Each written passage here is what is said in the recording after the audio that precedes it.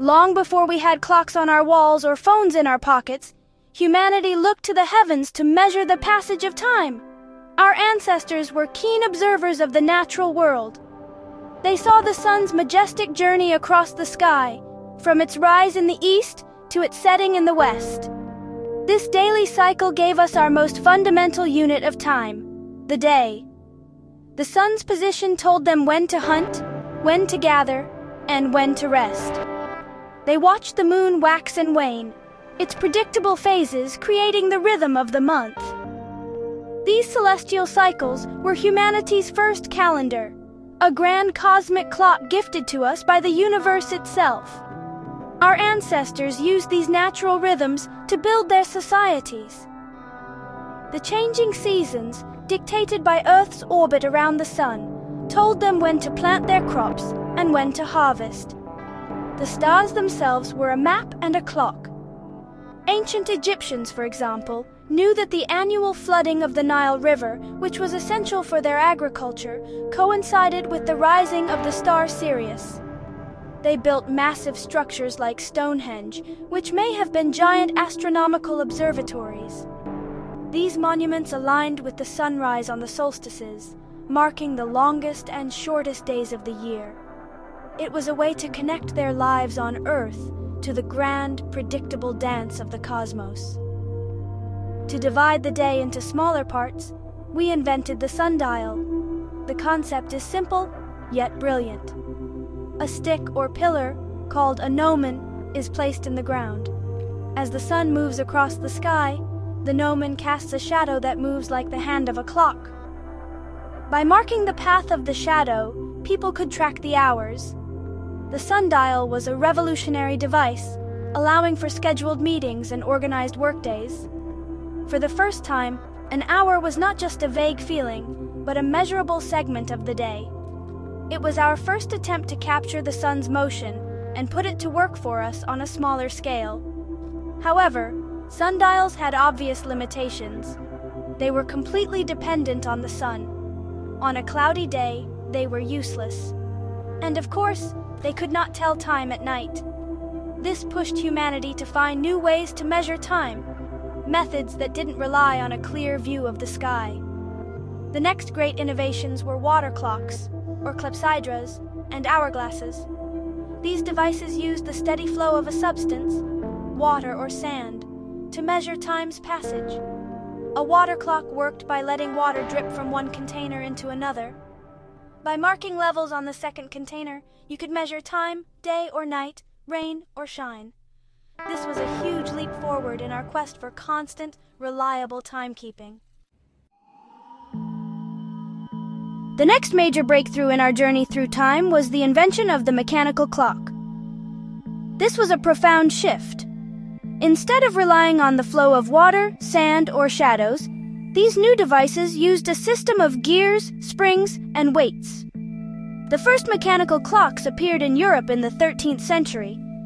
They were enormous, complex machines housed in the clock towers of monasteries and town squares. Their ringing bells marked the hours for prayer and organized the workday for the entire community. This mechanical heartbeat brought a new kind of order and synchronization to public life, fundamentally changing the rhythm of society. These early mechanical clocks were revolutionary, but they weren't very accurate. They could lose or gain as much as 15 to 30 minutes a day.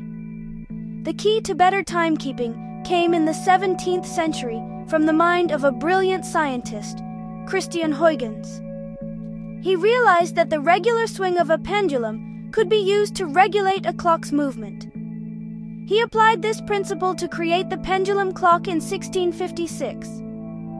The steady, predictable back-and-forth motion of the pendulum made clocks far more accurate than ever before.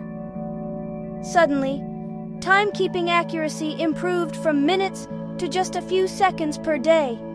This was a game-changer. With more accurate clocks on land, the next great challenge was to keep time at sea. For centuries, sailors could determine their latitude, their north-south position, by observing the sun and stars. But longitude, their east-west position, was a much harder problem. To know your longitude, You need to know the precise time back at your home port and compare it to the local time where you are. The rocking and temperature changes of a ship at sea made pendulum clocks useless.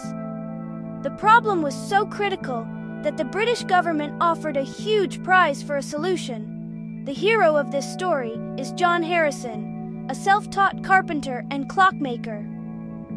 Over several decades, Harrison designed and built a series of revolutionary timepieces called marine chronometers. His final version, the H4, was a masterpiece of engineering. It was a portable clock that could withstand the rigors of a long sea voyage and keep incredibly accurate time. In 1761, on a voyage to Jamaica, Harrison's chronometer lost only 5 seconds. This invention allowed sailors to accurately determine their longitude, making sea travel safer and opening up the world to global trade and exploration. It was a victory of human ingenuity, finally allowing us to know exactly where we were on our planet. As clocks became more accurate and smaller, they began to move from public towers into private homes. Having a clock was a symbol of wealth and status. But the true revolution came when timekeeping became personal. The first portable clocks were developed in Germany around the year 1500. They were large, drum-shaped objects that were worn around the neck. They were not very accurate, but they represented a monumental idea. Time was no longer just for the community. It could belong to the individual. This set the stage for the pocket watch, which became smaller and more fashionable over the next few centuries. The pocket watch became an essential accessory for gentlemen in the 18th and 19th centuries. It was a piece of technology, a status symbol, and a tool for organizing one's personal and professional life. The Industrial Revolution further fueled the need for precise personal time. Factories needed workers to arrive on time, and railways needed to run on strict schedules to avoid catastrophic collisions.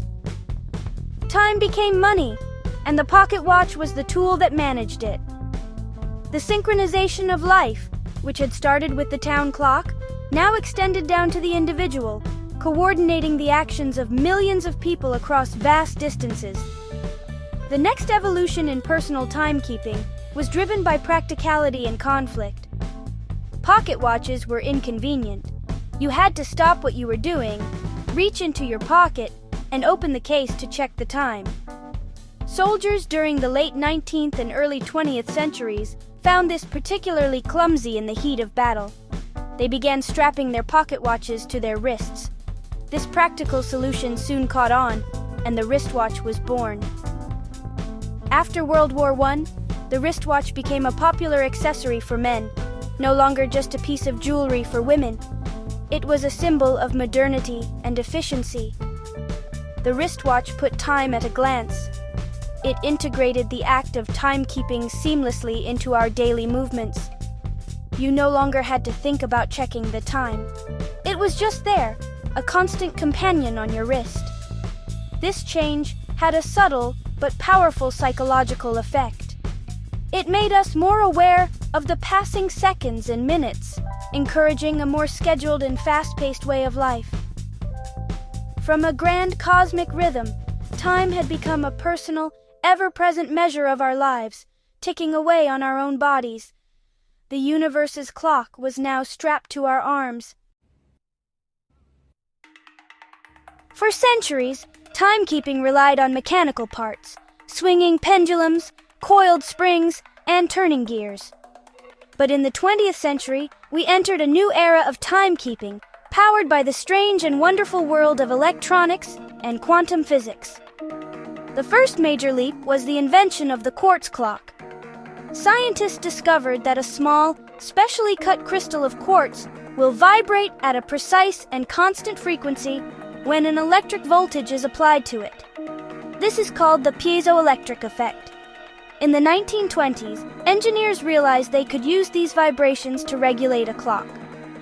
A quartz clock uses a battery to send electricity to a tiny quartz crystal, causing it to oscillate more than 32,000 times per second. A small electronic circuit counts these vibrations and uses them to generate a regular electrical pulse, 1 per second. This pulse drives the motor that moves the clock's hands or powers a digital display. Because the crystal's frequency is so stable, quartz clocks are incredibly accurate, far more than any mechanical clock. They are also cheap to produce. This combination of accuracy and affordability democratized precision timekeeping. By the 1980s, affordable quartz watches were everywhere, making precise time accessible to everyone on the planet. But humanity's quest for precision didn't stop there. We wanted to measure time with even greater accuracy. The answer lay not in a vibrating crystal, but in the fundamental properties of atoms themselves. This led to the creation of the atomic clock. An atomic clock works by using the consistent, predictable transition between two energy levels in an atom. In a cesium atomic clock, for example, cesium atoms are passed through a microwave cavity.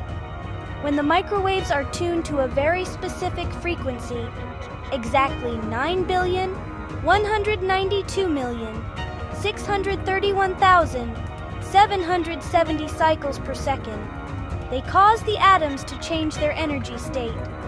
The clock essentially listens for this perfect atomic hum. The atomic clock is the most accurate timekeeping device ever created by humankind. It is so precise that it would not lose or gain a single second in over 300 million years. This incredible accuracy is not just an academic achievement. It is the silent backbone of our modern technological world. It allows our global positioning system satellites to work. Your GPS receiver determines your location by measuring the time it takes for signals from multiple satellites to reach it. A tiny error in timekeeping would result in a massive error in your location. Atomic clocks make this possible, connecting us to a grid of space-time that blankets the globe. The legacy of the atomic clock extends far beyond GPS. It underpins much of the hidden infrastructure of our daily lives. The internet, for example, relies on an incredibly precise and synchronized time standard to function. When you make a secure transaction online, the computer servers involved must have their clocks synchronized to within a few milliseconds.